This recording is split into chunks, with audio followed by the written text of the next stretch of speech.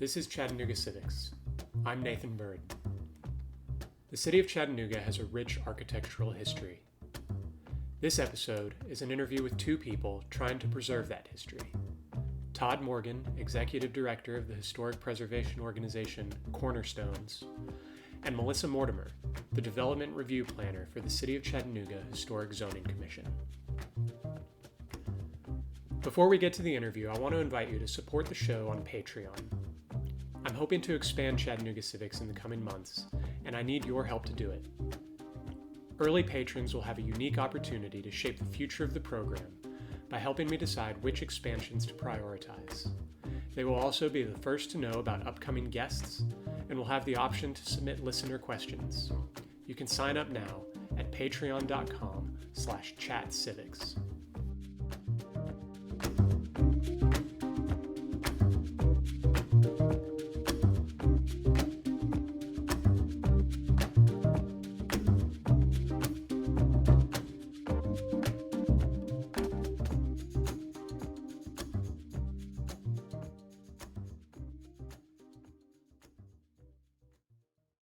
Hi, I'm Todd Morgan, the Executive Director of Cornerstones. And I'm Melisa Mortimer, the Historic Preservation Planner for the City of Chattanooga. Great. Thank you guys for coming today or sitting down with me. I just want to start a little bit. We're going to talk about both historic preservation in general and the city's role in historic preservation. So I want to start with you, Todd, and ask, what is Cornerstones?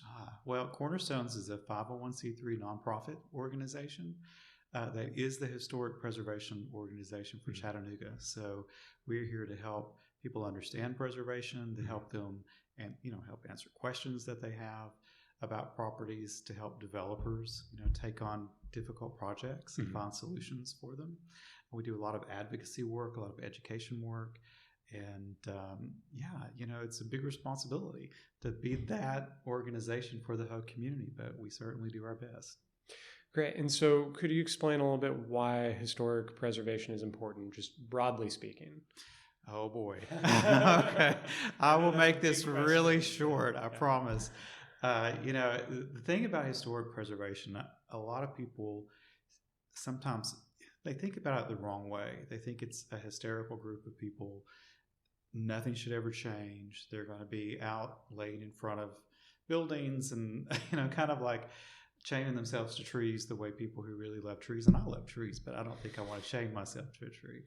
But the truth is, when you work in this field and you've done it for a while, you begin to realize that not only is it important for us to be caring for these really beautiful works of architecture that we basically inherited from another generation that can't be replicated, easily, if at all. But there's also very real economic, benefits to these buildings that, they can assist with tourism, they can assist with business creation, they can just do extraordinary things for quality of life, for helping to make neighborhoods safer, helping to improve home ownership opportunities. The list goes on and on. So what we try to do when we are talking about preservation is kind of help make that conversation fit the individual or the group that we're speaking to. Because a lot of people have the warm fuzzies, and so they love grandma's house or they love a building because they have memories attached to it, and that's wonderful. We all have that probably. But then there's also sometimes where you have to get really into the economics because you're dealing with political leadership, you're dealing with investors, and they're looking at numbers in the bottom line. So they have to understand how saving a building will really become valuable for them as part of their business goal. So how do preservationists kind of determine which buildings ought to be preserved, which ones can be preserved? Like you said, there's economic factors at play. So what's kind of just the general breakdown of that thought process and how that consensus is reached? Well, technically, if a building is 50 years old or older, it could be historic. And so every year that passes, more and more buildings fall in to the potential to become historic. Now we have a lot of mid-century modern buildings, that qualify as being historic. But the thing is, we look at very specific aspects of a structure. So we're going to be looking at the architectural merit of a building, the materials, the craftsmanship, We're going to be looking at its historical importance to the community, what kind of events took place there, what kind of people slept there, and the goal is to figure out what are the most important assets for the community to preserve. Just because a building is old actually doesn't always make it a good candidate. And so we just look at a lot of different aspects and weigh them very carefully. And how are all these concerns balanced with issues like the demand for more housing or commercial property, both, kind of internally and externally? So if you've got a building that is taking up a valuable piece of real estate and, somebody wants to tear it down to build something, or on the other hand, if you've got a valuable piece of real estate and a historic building, but the interior layout doesn't match the needs of the community, how are those concerns balanced in terms of, how you decide which buildings to press hardest to preserve? Right. Well, and that can be a real challenge because we know that there are development pressures in our communities. We know that Chattanooga is very popular, and so a lot of people are moving here from other places. And with that, a lot of developers have their eye on the city. They're not always people who live here and have the same connections to the community. So they are looking at just a piece of property or a building and what kind of value that can bring to their business. So one of the things that you have to think about with these historic buildings is how versatile that they are. So that old mill actually can become fantastic condominiums. That old school can actually be turned into an extraordinary senior living facility. We've seen old hotels become residential, and then old department stores become residential, and it's just the list goes on and on. So a lot of times what you have to do is help people envision what can be and help them understand building codes, help them understand things like the federal tax credits that could be available to help them when they're putting together the bottom line on how all this is going to work financially, and find incentives that can help offset any kind of extra costs that might arise with taking on that historic building. I'm a big believer that our city and our neighborhoods really benefit from having these historic buildings. But there's also, when you drive around Chattanooga, you see a lot of empty lots and things that could be filled in. And of course, you can look at these old buildings and learn from them so that the infill that happens is done really well and creates just an extraordinary neighborhood to be a part of. So we absolutely, as an advocacy organization, would monitor really significant works of architecture that could be threatened. And we're going to, use every tool at our disposal to try to help convince the community and the owners that this building needs to be saved and what can happen. And then sometimes there are compromises that take place. Maybe the facade of the building is the best part, and the rest of the building needs to be rebuilt. That has happened before. And sometimes portions of buildings, are all that can be saved. You just have to look at the condition that they're in and the overall scheme for the development of the site. Just a question I'm thinking of off the top of my head. You mentioned infill lots and, kind of making sure that development is cohesive and understanding how a new structure might interact with a historic structure. Does Cornerstones do any work where maybe zoning codes don't align with the existing structure? Is that something that y'all have ever done or something? I'm thinking in particular of setbacks. A lot of historic buildings tend to have zero setbacks, zero lot lines, and there's a lot of areas in town where that's not legal anymore. Is that something the Cornerstones does or is thought about doing in terms of walking people through zoning processes to make sure that their work can be more cohesive with the historic fabric? That's something that we are absolutely here to do. One of the things that I have enjoyed discovering during my time here in Chattanooga is, that other people and organizations that have a love for classical architecture and very traditional design. And that's inspiring to me because I know that a lot of people really care about these things. And I know here in Chattanooga, there's been a move toward form-based codes in certain neighborhoods that allow for buildings to come closer to the lot lines, which is very traditional. I think we're all kind of feeling that out neighborhood by neighborhood. Right. But absolutely, yes, we're here to advocate for good design guidelines for historic neighborhoods and for policies that will help the city as a whole. Right. So what are some examples of buildings that have been successfully preserved in Chattanooga, and maybe some examples of buildings you're still seeking to preserve, good candidates that you've seen around town that you're looking for somebody to take care of? Yeah, well, I think one of the best success stories isn't even really a building per se, the way we would traditionally think of it, but the Walnut Street Bridge, I think, was an incredible save and repurposing of that site. It's a great economic generator, as well as just a wonderful place for the community to use and experience. I know I have friends that visit Chattanooga, and they always go to the Walnut Street Bridge. So that's a wonderful one. One of the most recent is the old YMCA, which has become the Commons House. You know, that's a really cool reuse of the structure. And Melissa can tell you that twin, the twin for that building is in Knoxville, and it's still being used as a YMCA. Oh, wow. So it's just a great way to take an older building that was built for one thing and bring it to life in a new way. And it gives it character and it gives it personality that if they had just built a new building from scratch, you just wouldn't have that. And I know people are drawn to it because I hear them say so. No, I walked by that building all the time. My office is in the area, and sometimes I'll just go for a walk to clear my head. And I remember walking by that before they started on it, thinking, this is such a beautiful building. Something needs to go here. And I was very excited when the Common House did step in, and they've done a really good job with that. I was hoping you could dive in a little bit more to the Walnut Street Bridge, because I don't know how many people actually know that story and, you know, kind of the danger that it was in for a little while. Oh my gosh, I'll probably have to let Melissa chime in a little bit on that. But, you know, whenever structures like this, you know, like you can't really use it as a bridge anymore. Like, you know, it could be, you know, structural elements. It would just cost so much to actually rebuild that, or the width isn't appropriate for modern traffic. And so I've seen this happen in other communities. In fact, there's a smaller town further up in East Tennessee that I really had hoped they would save their bridge, you know, and they didn't. They just built a new modern bridge, tore down the old one. So now you've got that little zigzag in the road pattern. But it would have been such a perfect candidate to do what happened here in Chattanooga. It would have just been perfect because it was right on the edge of their downtown. It connected to a marina. People would have had so much fun.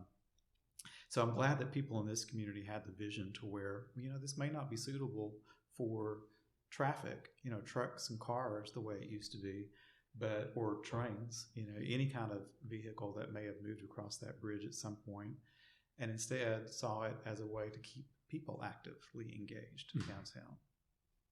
So do you want to jump in there? Oh, sure. So it was definitely before my time as being in preservation in Chattanooga. But I know that the aquarium paid, and a lot of different people were involved in it wasn't like Cornerstones or one specific organization, right? But the aquarium being there really had an anchoring point on one end to kind of motivate the city to reuse that space and reimagine it as a walking bridge. And I think I did have a friend that had a story, Andrew Smith, who was instrumental in starting this organization, Cornerstones, in the 80s. It was actually called Landmarks Chattanooga. And he tells a story about how he was put on a plane to fly to D.C. to talk about trying to get money for saving the bridge in President Reagan's budget for saving it. So, I mean, it took a lot of moving pieces, and I think at the beginning, it starts with one person with a vision, and that's kind of how things start. Right. But that's awesome. So I've got one more question that's just kind of generally directed at historic preservation more broadly. What does a successful case of preservation look like? I think we've touched on a couple different aspects of this throughout this conversation already, but just dive in and does it mean saving the whole building? Does it mean gutting it and saving the facade? What does that look like to you? What does Cornerstones try and do?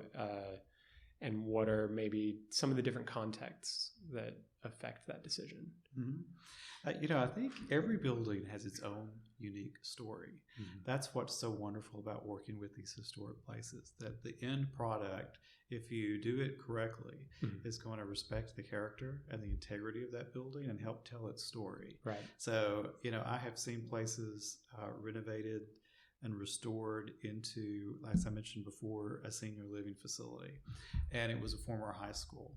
And so the sales staff actually would dress in the old cheerleading outfits and things. And on top of that, there was a gallery within the building of old school photographs, class photos, memorabilia that have been left. I've seen this in different places, actually, where if you're smart and you take on a project like this, really pull out its history. I mean, talk about everything.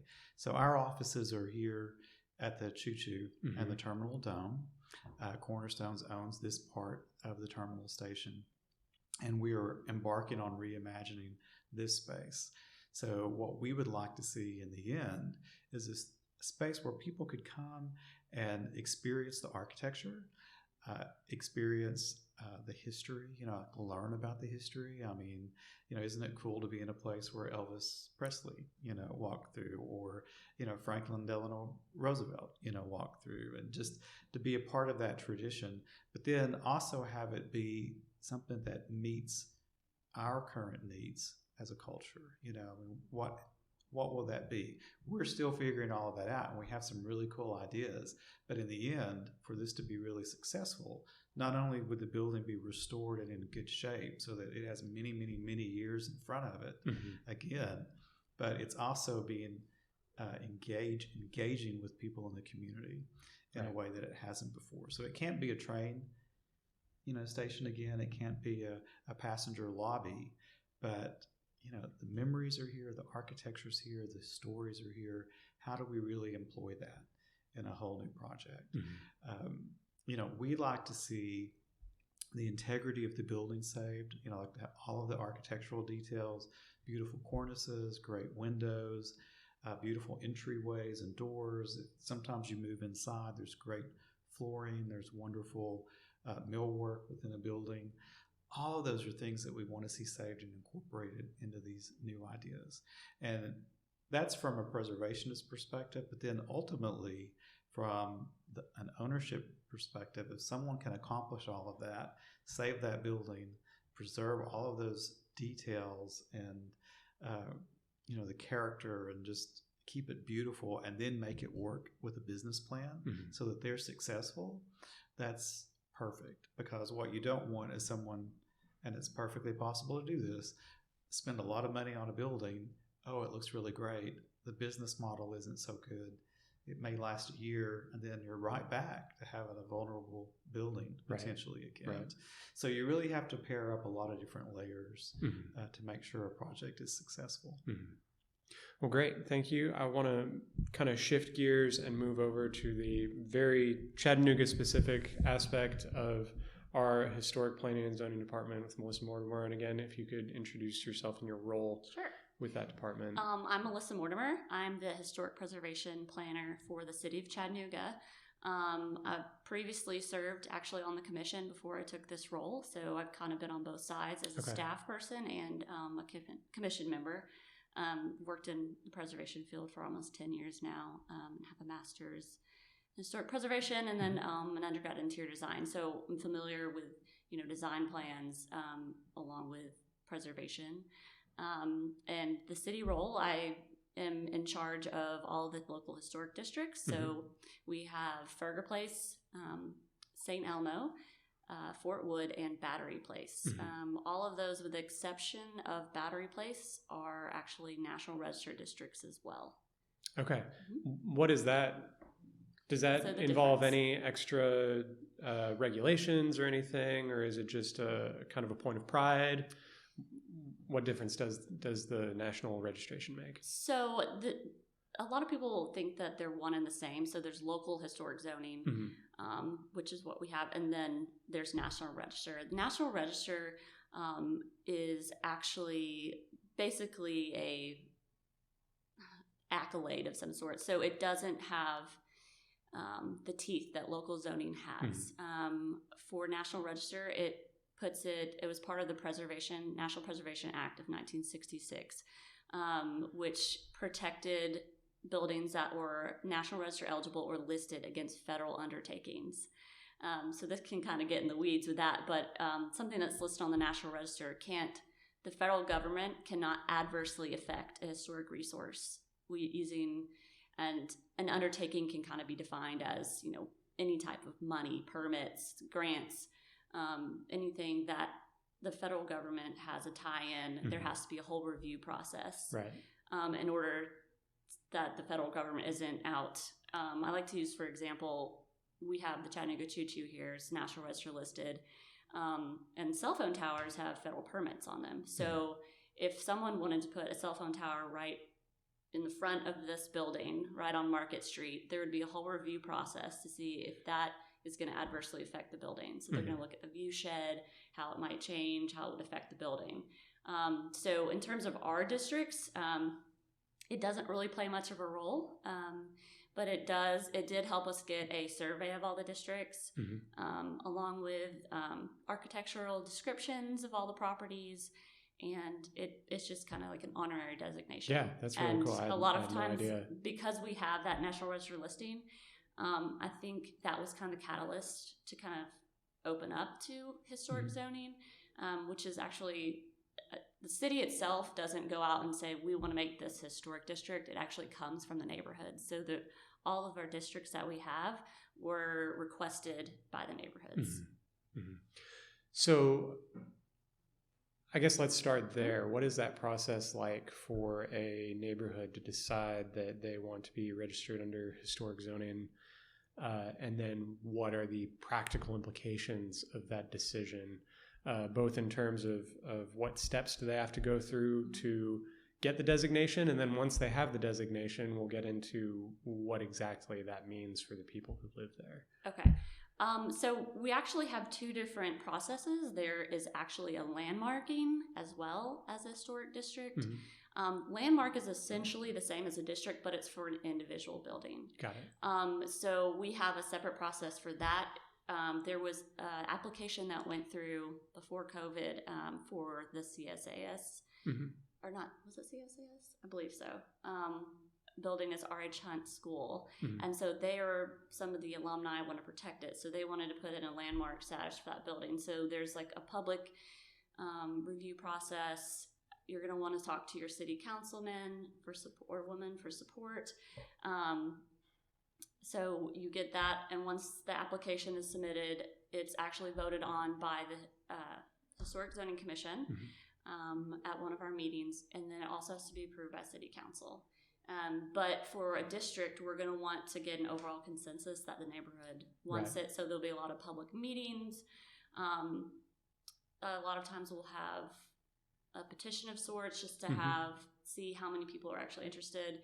And then once it would be approved, there's a city ordinance, and then we'll have to have guidelines created specifically for that district, because every district, like if you look at St. Elmo versus Fort Wood, they're very different architectural styles and time periods. So the guidelines are going to be specific to the architecture that you see in that neighborhood. If it's all, like say Lupton City, which is actually a mill town from Dixie Mercerizing, they're going to have a lot less architectural details and simpler materials. So that might want to be more of a conservation district that looks at demolition, new construction, form, size, and not the small details like what is your siding going to be. Or if another district is primarily just craftsman bungalows, you're not going to have to talk about like verge board or decorative details that you see on like a Gothic revival or Victorian house. So it would be a pretty long process, and then you have to survey every house in the neighborhood. Wow.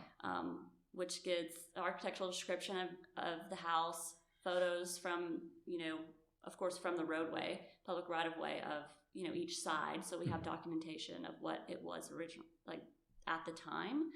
And then it would have to go through, of course, on the ordinance for final approval to begin. You mentioned that survey that has to take place. Is there any way for citizens to review that information just for curiosity's sake? If they wanted to see what a certain building looked like whenever that survey was done, how would people go about doing that? So actually we are a certified local government, which is a CLG, and it's a National Park Service program, which is run through our State Historic Preservation Office. But all that to say, to be in the program, you have to have historic district zoning designation, along with having consistent Historic Zoning Commission meetings. But with that, you're required to resurvey your districts every 10 years. So we kind of have record of change over time of these buildings. Right. Unfortunately, we have not surveyed the districts because it's just not possible for a staff person to be able to, I'm just one person. Right. We're not the department, it's just me doing everything. And so I started Ferger Place, and then I actually got the state to come down and do Fort Wood this summer. But St. Elmo is kind of a beast. It's a description the largest on one. every single house and photograph. So right now we have copies of the original surveys, which were about, I think, 1990 for St. Elmo. One of the neighborhoods was in the 80s, but I have all those on file in the office, so anyone can come in and request to see those. Or if they email me, I could probably we have a form that someone filled out about the house, talking about, what the siding was, the materials, if there were any additions. I think at that point they were even drawing a site plan and showing where windows were and stuff on the drawing, roof lines, and then there should be at least 2 to 3 photographs of the house from that time. That's really interesting, especially for the people who live in these districts. I had no idea that existed, and that ability to go back. You said it was around 80s and 90s that most of these neighborhoods started. That's really interesting. So I want to get into kind of into the weeds about these districts and what exactly it means for the people who live there.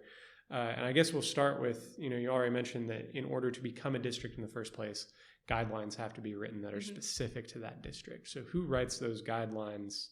And then what is the process? Do they have to be written by one group and approved by another group? What does that process look like? So the guidelines are, of course, I wasn't here when our guidelines, which date back to the original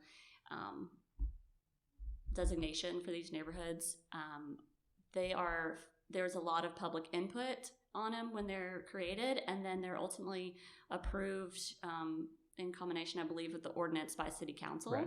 But of course, City Council is going to want to know if the neighborhoods, agree with them first. So ours were written most of the time by a consultant who does this. I think one of ours was Phil Thomason, who owns Thomason Associates.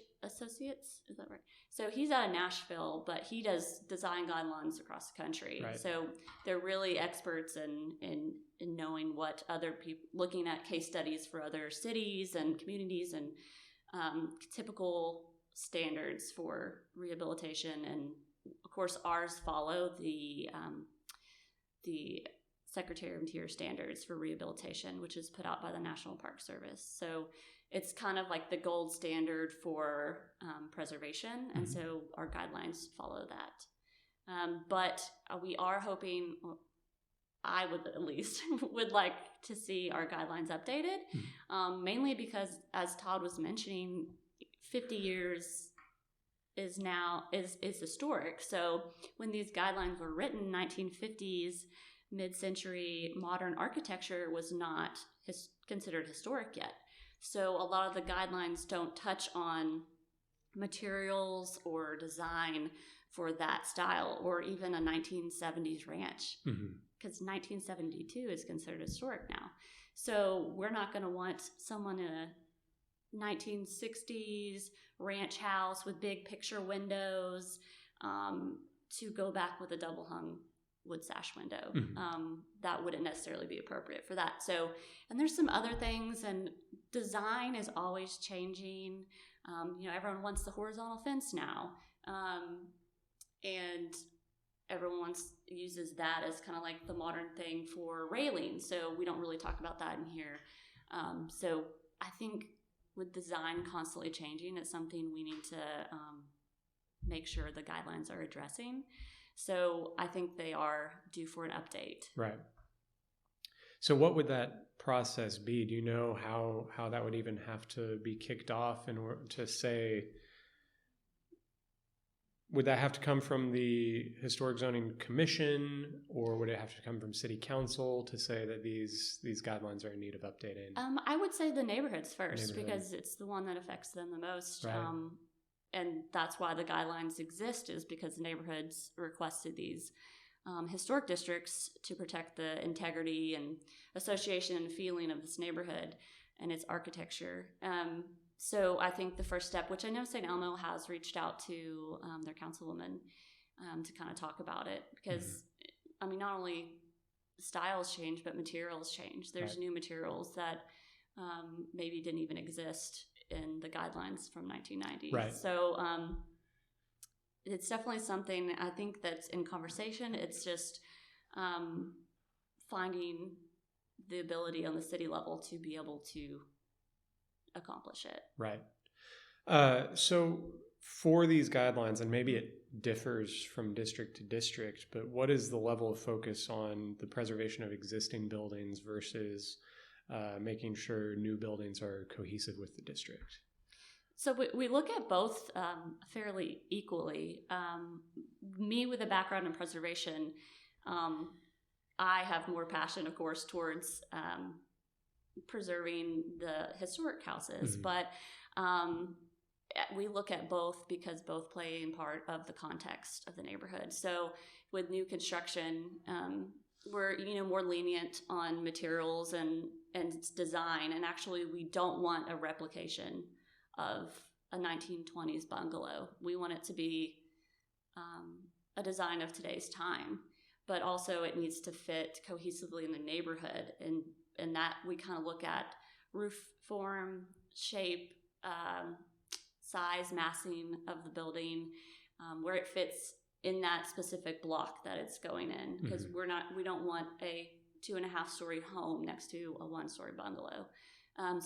And I don't think the neighbors would want that either. So a lot of it has to do with the context, and then not being a replica. And then we do look at materials for new construction, but they are not as strict, because if you had original wood clapboard sided house, we're going to want you to go back with that same material if it can't be repaired. And with new construction, you kind of have more of an opportunity of what material. Of course, we do have specific stuff we don't recommend because we don't think it fits. Like, if we're not going to want you to put, vertical metal siding on a house, because it just doesn't fit the context. But you do have a little bit more opportunity, new design.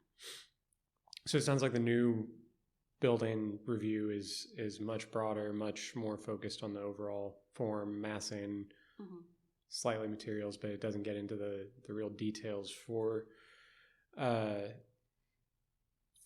older buildings where it is more focused on detail. How do you deal with buildings that are maybe kind of cobbled together over generations? I mean, I just thinking of walking around St. Elmo, there's lots of buildings where it's the front half is an older building that's original to the neighborhood, and then as you get further back, it's like maybe that was added in the 60s and then added again in the 90s, and like it's this mash of different materials and styles and everything. How do you deal with things like that? Well, first of all, that's the reason we have guidelines now, is to prevent something like that. And also want to just say, before we move on from the new construction, it's not historic zoning's role to prevent new construction.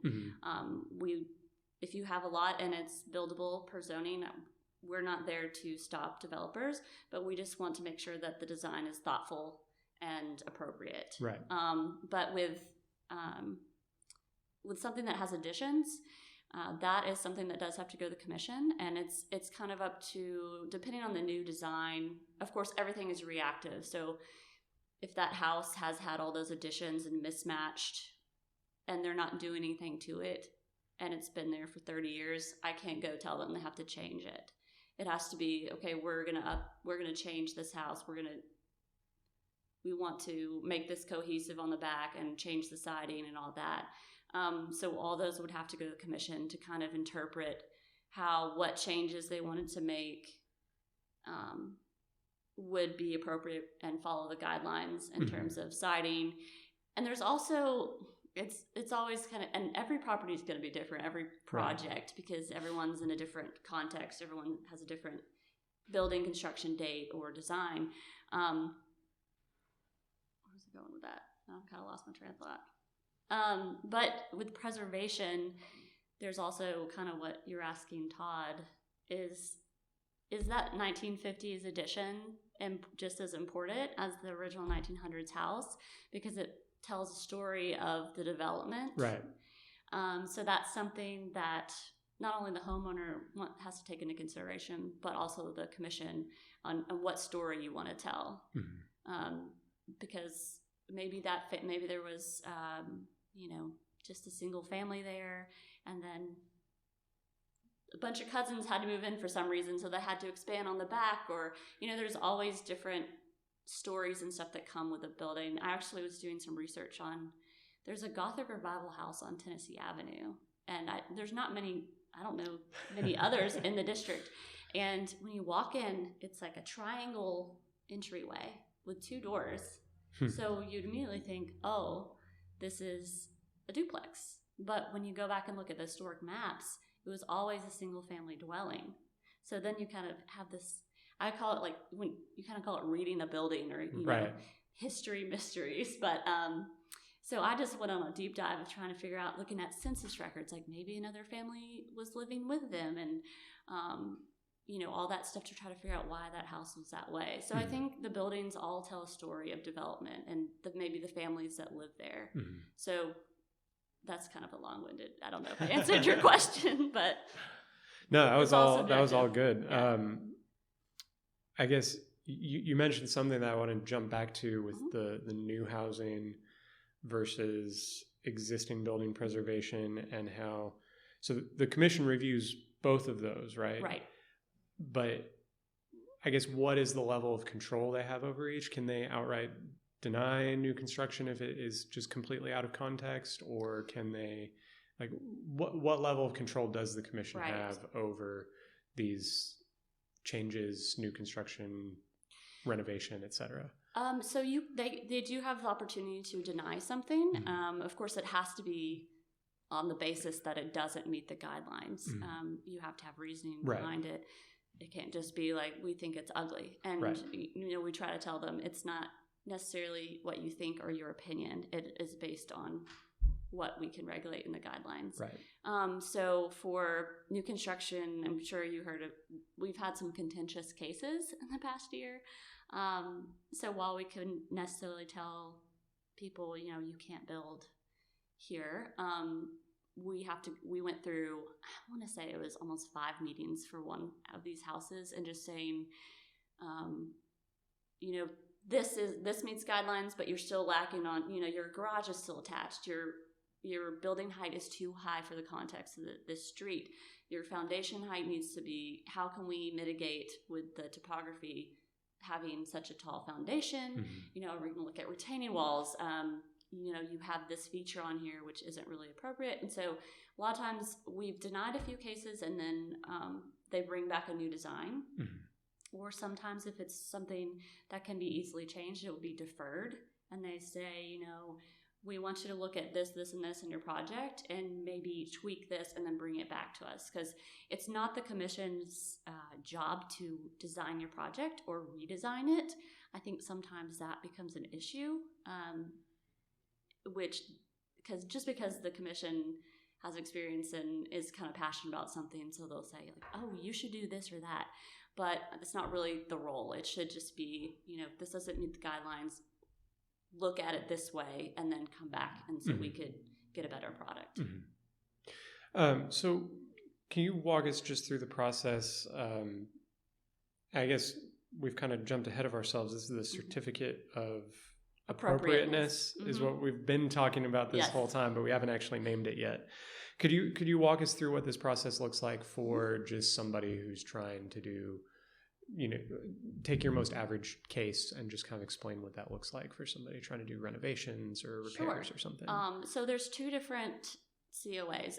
They're all COAs, which is a certificate of appropriateness, and that's for any exterior alteration to your home or site in the historic districts.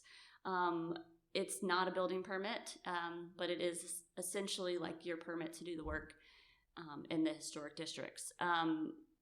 A simplest one would be a fence, as a good example of what a staff review would be. So if a project meets the guidelines and is not, I think I should pull it up, but certain cases can just go to the staff to be reviewed, and that's if it meets the guidelines or if it meets certain criteria. So for Historic Zoning Commission, if it's a new addition, new construction, an outbuilding, or it doesn't meet the guidelines, and there could be one other thing I'm missing, per the city ordinance, it has to go to the commission. But if it is something else that, I can approve that meets the guidelines, that's a staff review. So our process is on the same website as all other zoning and building permits. It's on OpenGov, and you can find all of that on the city's website. But basically, to get a COA, you're going to go through and submit your application, which would include, so for a fence, we're going to want to have a site plan to show where your fence is. Material list, how high is it? What's the material? Is it picket? Is it a privacy fence? And then that'll go through the intake review. COA staff review is $25. And then once they are paid, I try to have those done in 24 hours. So then we'll just give you a certificate of appropriateness, which you just print out and put at your house. So people know driving by that it has been approved. But for the commission review projects, that's going to be a little bit more time consuming because we have to have all the information in a month in advance. So for a commission meeting, I have to put together a presentation on each case to go through what guidelines are applicable for the project. I'm going to say how it meets the guidelines, how it doesn't meet the guidelines. I'm going to have pictures of all the neighbors' houses to show context. We have maps. What else do we require?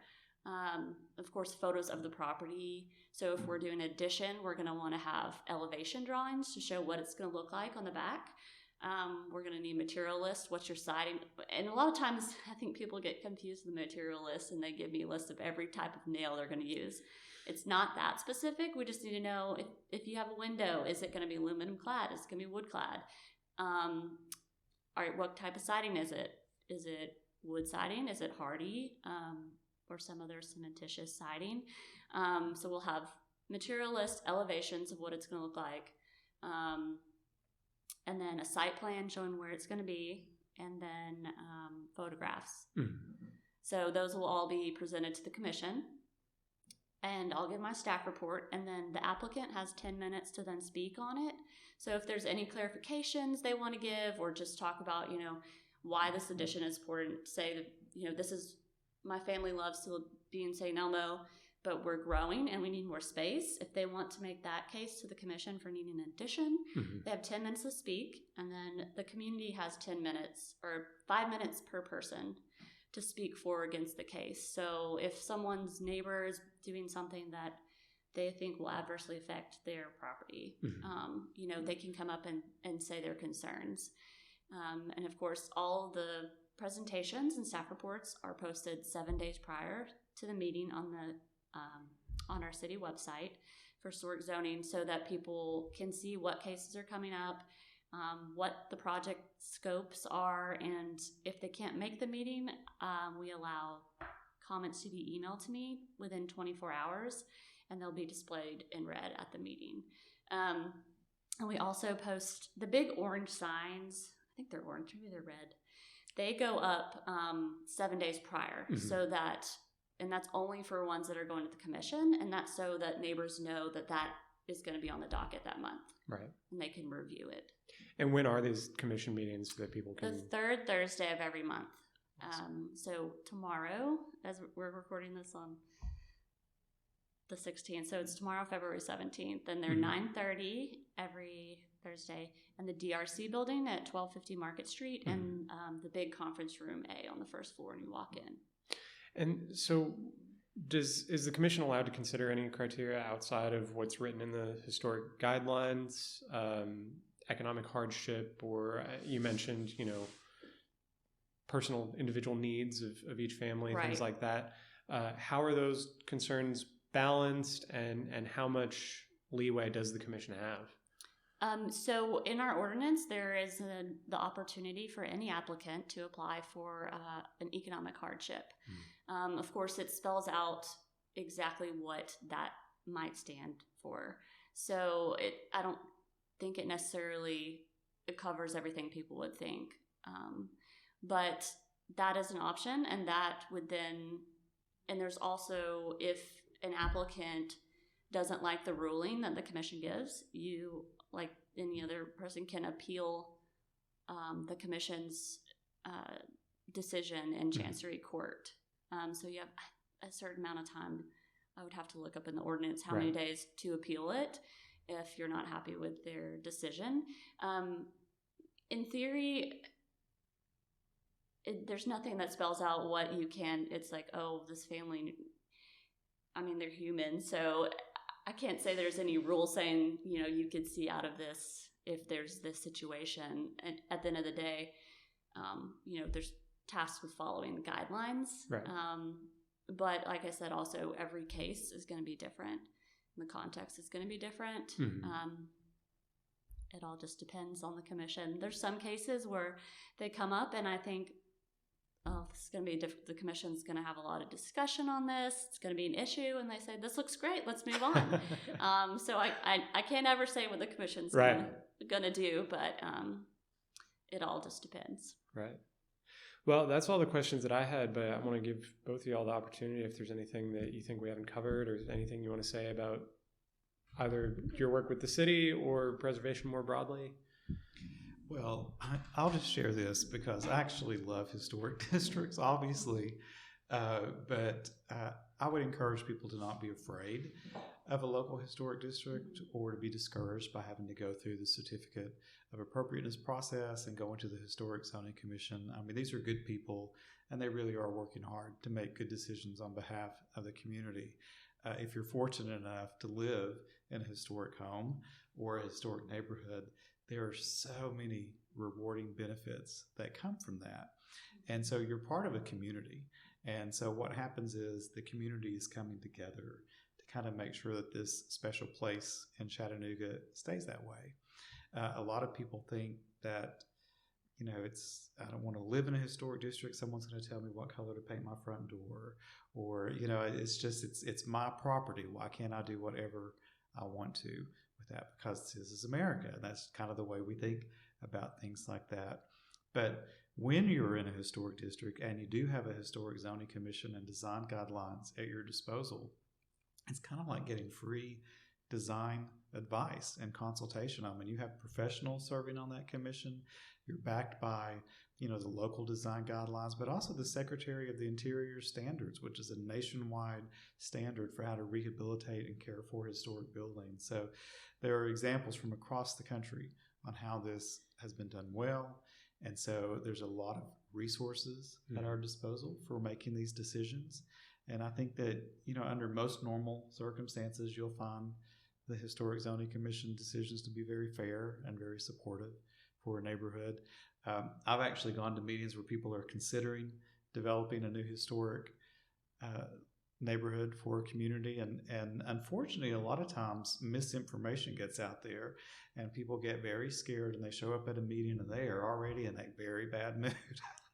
And so what we try to do is kind of talk it out. It's like, well, here's the thing. You get to have a voice in this. You are part of this neighborhood. So we want to know what your thoughts are. This isn't someone just writing in from the outside and we're going to dictate, to you every little move that you make. You absolutely have a voice. You always have a voice. Even when design guidelines are completed, Melisa said they need to be looked at again. Well, you have that voice. You can comment on what you see as frustrating or what you see as a good thing. So it's meant to be a community process. I just really appreciate all the work that Melisa does, all of our members of the Historic Zoning Commission. It's not always an easy task, but just like our organization, we're tasked with helping to ensure that the architectural heritage of Chattanooga survives for the next generation and isn't just callously treated, either by people in the community or even outsiders who just see a quick way to make money. There's something more at stake. We are stewards, and that's really an honor, to be in that position. I will say too, I think I'm often seen as the bad guy in these neighborhoods, and I really hate that I am seen that way. But like Todd said, I want to kind of emphasize it's like we are stewards of these historic houses and these places, and even with my own home, I live in I think it's around 1930 house. I think about with every change that I make that this was someone's family's home, and how would they feel about this, or how is the next person, whatever I do to this house, like how is it going to affect them? So through all my changes and everything, you kind of have to think about the house and you being a steward of that, and someone's family's legacy, and also with the neighborhood as a whole. I mean, why did you move to St. Elmo? A lot of people move there because they love, the feeling of St. Elmo, the context, and like the atmosphere. If all those houses were demolished and cookie cutter new houses were all filled in there, it wouldn't be the same, and you wouldn't have the same history and background of the residents there as well. So some days my job's really hard. Some days it's terrible, but I try to remember that, preservation, I call myself a social worker for historic buildings because, preservation isn't like the highest paying, greatest job. Of course, I'm sure Todd could say the same as like, preservation for us is a great job and what we're passionate about. But we do this because we care, and we want to see these places saved for future families and to experience. Well, great. Thank you both for your time. This has been a pleasure. Awesome. Thank you so much. Go preserve Chattanooga.